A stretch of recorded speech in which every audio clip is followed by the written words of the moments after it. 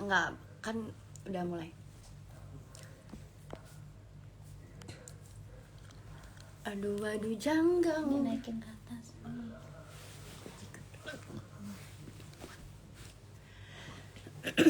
Guys, maaf ya live-nya mati tadi karena handphoneku ternyata baterainya habis.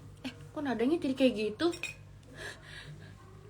Tadi baterai aku habis, jadinya live ulang ya. Kak Rafli.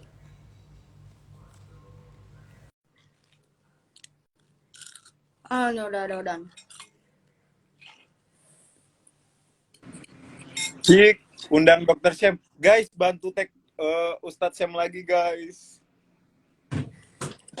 Mana Ustadz Syamnya?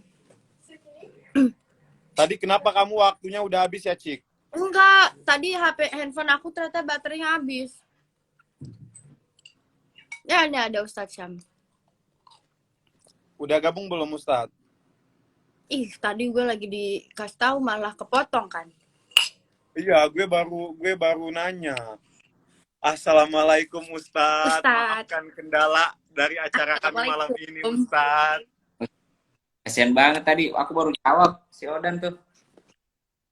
Iya. Odan nanya apa emang? Iya, jadi Cik, aku kan nanya, aku bilang sama Ustadz, sampai detik ini aku masih berusaha cari orang tua kandung aku, ya kan? Tapi mungkin sama Allah belum dikasih waktu yang tepat. Nah, terus kan katanya surga itu ada di bawah telapak kaki seorang ibu,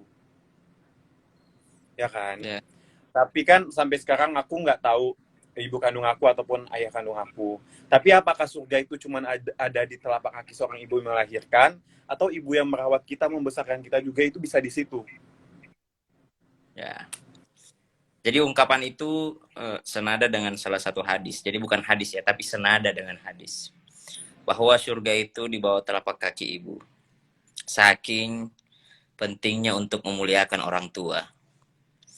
Namun ternyata jalur ke surga masih banyak yang lain.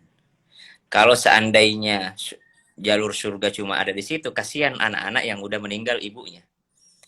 Bagaimana dia bisa mendapatkan surga? Anak piatu, ya seperti Odan misalnya, kesulitan untuk mencari orang tua kandungnya. Masa kesetega itu Allah gitu? Udah di dunia nggak ketemu ibunya, susah lagi dapat surga, ya kan? Nggak begitu Allah. Allah itu maha pengasih, Allah maha penyayang. Jadi orang tua tuh banyak. Orang tua yang melahirkan kita itulah ayah ibu. Orang tua yang melahirkan ilmu kita itulah namanya guru. Orang tua yang memberikan kita pekerjaan namanya juga orang tua, namanya atasan. Jadi semuanya adalah yang melahirkan. Ada yang melahirkan ilmu, ada yang melahirkan fisik kita, ada yang melahirkan pekerjaan kita. Nah, kita berbuat baik kepada mereka ya jangan pilih gitu. Misalnya Odan ya diasuh sama orang tua bukan orang tua kandung. Tapi mereka jasanya sangat besar. Jadi tetap untuk berbakti kepada mereka dan tidak untuk melupakan, tetap juga mencari orang tua kandung. Siapa tahu dalam pencariannya itu disitulah Allah sayang sama Odan karena usahanya untuk mencari gitu. Jadi ternyata nanti pas di pintu surga Odan bilang, ya Allah kok aku bisa masuk surga? Emang aku masuk surga karena sholat? Ya belum tentu kita masuk surga karena sholat kita, karena belum tentu sholat kita diterima. Belum tentu kita masuk surga karena puasa, karena belum tentu puasa kita diterima. Belum tentu kita masuk surga karena sedekah. Siapa tahu sedekah kita masih ria gitu. Tapi bisa saja ada amalan-amalan yang ternyata Allah ridho di dalamnya. Oh ternyata yang bikin Oda masuk surga karena perjuangannya mencari ibunya. Gitu. Ya ampun, kapan lagi ya kan kita kayak gini Odan? Ustaz, apa? Aku mau nanya. Bukan mau nanya sih, ini lebih kayak. Berapa umurmu Cika? Tahun ini 18. Oh baru 18. Odan mau tahu nggak Ustaz? Odan 19 apa? 19 menikah mau kok. Jangan lama-lama. Iya, amin. Menikahlah kau. Kalau ada laki-laki yang udah baik, yang bisa menuntun aku ke jalan yang lebih baik. Amin. amin Lanjut gitu. Cika, kamu mau nanya apa Amin. Cika? Nah itu bapakmu tiap hari nggak tuntun kok ke jalan yang baik. Oh iya betul. Tapi kan harus nanti kan semakin bertambah umur, aku harus juga punya imam. Masya Allah. Masya Amin. Allah. Amin, amin, Masya amin, amin. Allah. Tat, aku bukan mau nanya sih, lebih ke curhat kayak Curhat dong, Ma. curhat dong Ustaz. Nih, Hmm. aku itu mau mau pakai kerudung, aku mau pakai hijab. Ah. Selalu ada niatan, cuman kadang suka kayak aduh, tadi ragu gitu karena kadang suka keganggu sama yang ya lah percuma pakai kerudung kalau begini-begini, ya lah percuma kayak gini kayak gitu, kayak suka keganggu. Jadi kayak akunya oh iya ya, gue masih kayak gini percuma gue pakai kerudung kayak gitu. Tidak ada kata percuma dalam kebaikan. Kita ini manusia tidak pernah tahu kebaikan mana yang akan membawa kita menjadi lebih baik. Ya kan? Jadi yang namanya kita taat sama perintah Tuhan itu tidak ada kata percuma. Percuma sholat kalau masih mabuk. Nggak ada yang kata percuma. Semuanya di sisi Allah itu ada hitungannya. Jadi kalau misalnya ada orang pakai hijab, tapi misalnya dia masih gibah, ya udah hijabnya dapat pahala, gibahnya dapat dosa, nanti ditimbang. Daripada sudahlah dia tidak pakai hijab, banyak lagi tingkahnya, apanya yang mau ditimbang? Sudahlah dia tidak ada kebaikannya. Kalau tidak ada kebaikannya sama sekali, apanya mau ditimbang? Ya kan? Jadi ada orang bilang, percuma lu sholat, tapi lu kayak gini. Nggak ada yang percuma. Nggak ada yang percuma. Jadi setiap kebaikan itu pasti ada nilainya, Cika. Ya, kalau misalnya Cika nggak namanya kebaikan itu pasti ada omongan, pasti ada orang yang nggak suka. Percuma lu begini, percuma. Tapi tanamkan dalam hati bahwa ini yang gue lakuin tuh nggak ada yang percuma gitu. Karena Allah tuh melihat famay ya'mal mithqala dzarratin khairan yarah. Sekecil apapun itu pasti ada balasan kebaikannya gitu. Kena mental beda Nabi bilang, kena mental. Kena mental Cika, kena mental. Mental gue. Nah, pelan-pelan saja. Pelan-pelan aja. Aku tuh takutnya gini, misalkan aku mau pakai kerudung, udah pakai, terus suka kan misalnya ke depan rumah atau cuma ke warung atau cuma ke mana gitu, terus aku nggak pakai, nanti orang-orang jadi kayak apa sih pakai kerudung nanti lepas nanti pakai nanti lepas nanti pakai gitu. Daripada tidak pernah pakai sama sekali. Alhamdulillah jika pernah pakai dan akan memakai lagi. Pelan-pelan minimal kurangi tidak pakai celana pendek lagi, terus bajunya semakin panjang gitu. Nanti lama-lama pakai selendang. Tapi kalau mau langsung pakai cadar, wah jago. Ustadz, aku mau nanya satu lagi. Aku mau nanya satu lagi. Yang cewek-cewek pasti langsung lagi. Pas bagi. Pasti yang cewek-cewek langsung pada glep. Aduh, gue kayak gini nih. Glep. Karena aku pun kayak gitu. Gak apa-apa yang perempuan. Semuanya kita belajar menutup aurat. Pelan-pelan ya, pelan-pelan. Karena kan nggak nanggung-nanggung gimana tadi kata bahasa? Tidak ada kebaikan cuma. Oh, begitu. Aku mau nanya lagi satu. Ini aman kan ya? Aman kan ya, sinyal aman ya? Gini loh Tat, Odan pribadi, Odan itu kan dari lahir sampai sekarang nggak tahu nama asli kedua orang tua, nggak tahu basically keberadaan orang tua, nggak tahu, memang belum pernah ketemu sampai dari lahir sampai sekarang tuh memang belum pernah tahu gitu kan. Dan sekarang itu cuman berdoanya apa ya Ustadz, aku nggak tahu harus berdoa sama Allah itu gimana, karena kan ada katanya harus yang pakai nama atau gimana, sedangkan aku itu nggak tahu sama sekali semuanya, bener-bener nggak tahu sama sekali semuanya. Dan yang jadi pertanyaan aku tuh gini loh Ustadz, memang bukan aku aja anak yang seperti ini, banyak banget anak yang nggak tahu orang tuanya dengan kisah yang mungkin jauh lebih daripada aku, ya kan Ustadz. Nah, untuk anak-anak yang nggak tahu keberadaan orang tuanya, yang nggak tahu nama orang tuanya, yang nggak tahu fisik di orang tuanya, ada nggak sih cara untuk mereka menenangkan diri mereka gitu loh, untuk mereka berdoa untuk orang tuanya yang nggak tahu gitu loh di mana. Dan untuk masalah pertemuan antara seorang anak ini dengan orang tuanya, yaitu balik lagi kita serahkan sama Allah kan Ustadz, kapan waktunya. Tapi namanya manusiawi ya Ustadz, terkadang kita sebagai manusia ada rasa kayak takut juga loh gitu loh. Kalau bisa dipertemukan secepatnya ya kalau bisa secepatnya gitu loh. Takutnya dipertemukan saat nggak ada gitu kan. Satu, anak memang tidak tahu orang tuanya. Odan memang tidak tahu orang tuanya. Tapi Allah tahu. Jadi pas Odan berdoa ya Rabbi firli wali walidayya, Allah tuh udah tahu ini yang dimaksud nih orang tua yang ini. Ya, yang kedua, saya tidak mengatakan lebih baik, tapi pilih mana?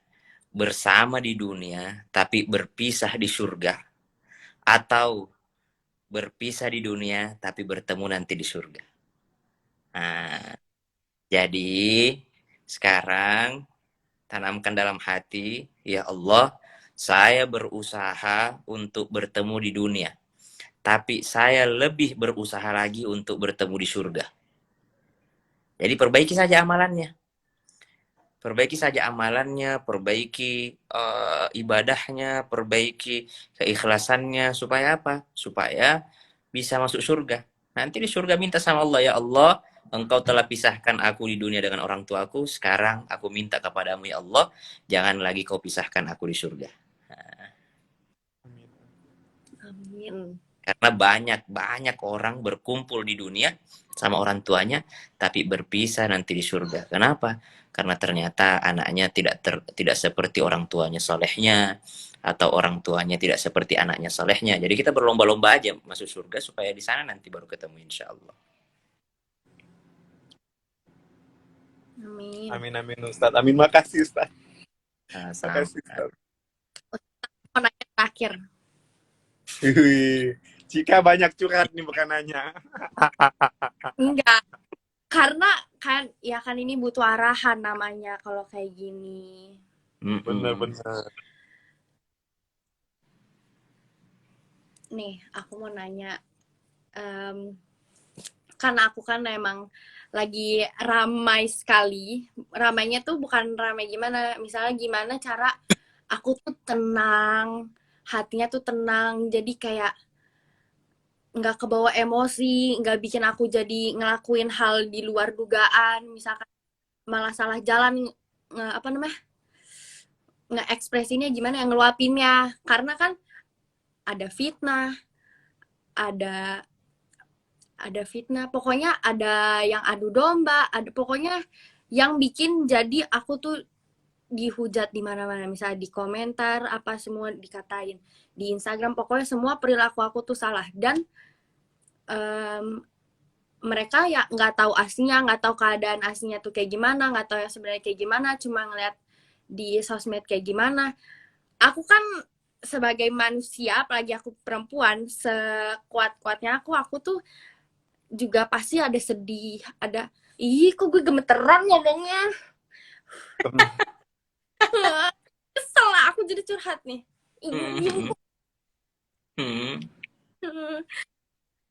Aduh. Yuk,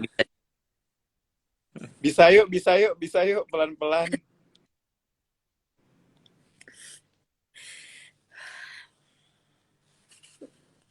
Malu, jadi nangis. Ya. I got it. Tidak usah menjelaskan diri kita kepada semua orang. Karena orang yang mencintai kita tidak butuh itu. Dan orang yang membenci kita juga tidak butuh itu. Tugas kita ketika ada fitnah, yang pertama, inja akum fasikum binaba'in fatabayyanu. Klarifikasi. Ya, beritahukan kebenarannya semaksimal mungkin. Kalau sudah itu, ya selesai. Yang kedua, kita juga sebagai public figure, nggak boleh juga kita egois. Kalau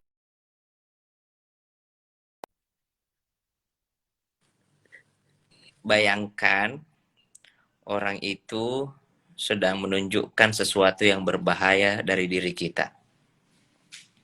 Kalau ada, misalnya kita lagi ada ular di sini, ada orang nunjukin, ada ular di lehermu. Kira-kira kita marah nggak? Lagi sesi sama Ustadz. Nanti Kita nggak marah, karena dia nyelamatin kita dari bahaya. Jadi kalau ada orang nunjukin kekurangan kita, mestinya kita lebih bersyukur. Ya. Namun, saya juga harus mengambil pelajaran daripada itu semua. Yang ketiga, ada kisah hebat dalam Al-Quran, Nabi Yunus alaihissalam. Nabi Yunus itu pernah dimakan ikan, masuk ke dalam perut ikan. Orang kalau tenggelam di laut, itu kita di permukaan laut saja. Kalau kita berteriak, itu kemungkinan ada yang mendengar kita tidak ada. Susah sekali. Mungkin ada. Ini Nabi Yunus berada di dalam lautan, di tengah laut, di dalam laut, dan di dalam perut ikan. Tapi Nabi Yunus tetap berdoa gitu. La ilaha illa anta subhanaka inni kuntu minadh dhalimin. Tuh, dia tetap meminta kepada Allah. Why? Seakan-akan dia ngomong gini. Walaupun semua manusia tidak ada yang mendengarkanku, tapi Allah masih ada untuk mendengarkanku. Jadi walaupun semua manusia tidak ada yang mendengarkan kita, tapi ada Tuhan yang mendengarkan kita. Jadi ya udah, ngadunya ke Tuhan aja. Gitu. Tapi ya kembali lagi, setiap ada keburukan yang disampaikan orang, itu ajang untuk kita introspeksi diri juga. Siapa tahu memang kita ada salahnya, ada kurangnya. Karena saya dipesankan sama orang tua saya, kalau kita sering dihina orang itu bagus untuk apa? Untuk kita introspeksi. Yang bahaya itu kalau terlalu banyak yang memuji kita. Kalau terlalu banyak yang memuji kita, kadang-kala kita lupa diri.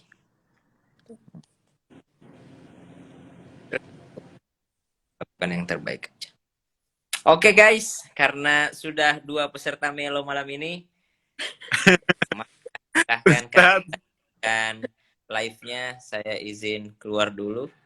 Ustadz, terima kasih banyak. Ustadz, terima kasih banyak. Alhamdulillah. Kapan-kapan nanya-nanya lagi ya. Ya bos, jangan lupa like, comment, subscribe YouTube-ku. Ya Ustadz, jika kita harus ketemu langsung sama Ustadz, dari kita minta janji kita ketemu langsung sama Ustadz.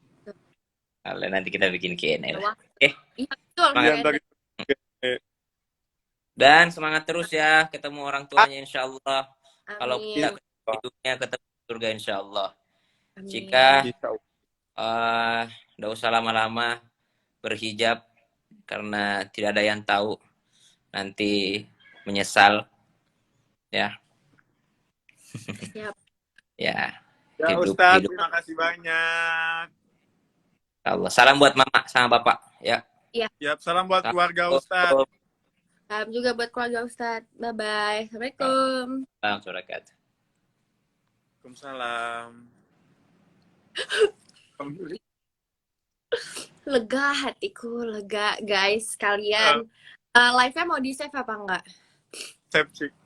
Save Luci. Di-save itu ya, ilmu Luci, itu ilmu. Jadi aku mau ngasih tahu ke kalian ya guys. Semua kegiatan aku atau hubungan aku dengan teman-temanku nggak harus aku publik dan nggak harus kalian tahu. Cukup aku dan teman-teman aku. Karena sekarang kita udah baik-baik aja. Jadi kalian stop untuk mengkorek-korek, memutarbalikkan fakta, mengadu domba, ngata-ngatain karena kalian nggak tahu apa yang aku rasain. Cobalah belajar memahami perasaan. Karena kalian misalkan dikatain 5 orang aja dari orang terdekat kalian pasti sedih banget kan? Pasti udah kena mental ya, udah apalah bisa. Ya banyaklah kasus bunuh diri. Alhamdulillahnya aku kuat guys, karena banyak teman-teman dan lingkungan aku yang semangatin aku biar kalau misalkan nggak usah didengerin omongan jahat seperti itu. Peluk Cika. Peluk virtual. Film virtual untuk manusia-manusia kuat, manusia-manusia yang menjaga attitude dan integritasnya sebagai manusia. Aduh. Karena sekita semua manusia misalkan punya salah di hari itu, pasti besoknya kalau udah ditegur pasti mau melakukan yang terbaik, nggak mau menjadi orang jahat terus begitu. Oke. Benar banget. Benar banget. Hari ini berguna ya malam ini. Aku pertama Gak kali terus, live ya. nangis karena sangat tersentuh. Ya udah pokoknya yang Wan Dan tidak dan ada apa yang nanti ditanyain sama untuk tempat. dan apa yang ditanya sama Cika, apa yang aku tanya itu bukan cuman kita berdua yang ngerasain. Pasti banyak orang yang ngerasain apa yang kita rasain juga. Jadi ambil positifnya dari jawaban Ustadz, ambil ilmunya, ambil yang bisa dijadiin pelajaran sama kalian. Dan please banget ya guys, hargain perasaan aku juga begitu. Karena masalah aku udah selesai, kalian masih terbakar-bakar begitu. Jadi tenang. Itu jempolnya bacain Al-Fatihah biar nggak ini asal begitu. Ya Jangan udah Cika, selamat malam ya. guys, selamat malam. Dan Tep, Cik. Odan. Tep, ini ilmu banget. Apalagi yang scene Cika nangis-nangis. Tersentuh. Pertama kali gue curhat. Ya udah. Bye. Assalamualaikum. Waalaikumsalam Odan.